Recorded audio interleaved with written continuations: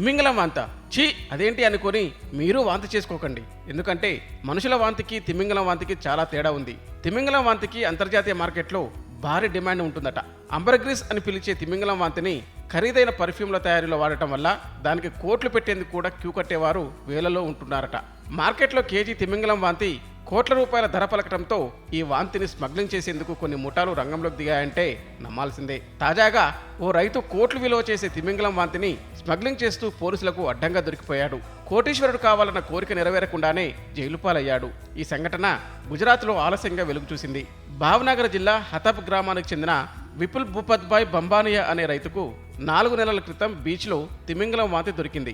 అది అత్యంత ఖరీదైన అంబర్గ్రీస్ తిమింగలం వాంతి అని అతను నిర్ధారించుకుని దానిని ఇంటికి తరలించి స్థానికంగా అమ్మే ప్రయత్నాలు మొదలుపెట్టాడు. అయితే దాన్ని కొనడానికి ఎవ్వరూ ముందుకు రాలేదు. దీంతో తిమింగలం వాంతితో సూరత్ చేరుకొని అక్కడ సంపన్న వ్యాపారులకు దానిని అమ్మజూపే ప్రయత్నం చేస్తూ పోలీసులకు దొరికిపోయాడు. The special operation group of Surat అధికారులు పక్కా సమాచారంతో విపుల్ను అదుపులోకి తీసుకున్నారు. అతడి వద్ద నుంచి 5 కిలోల అంబర్గ్రీస్ను స్వాధీనం చేసుకున్నారు.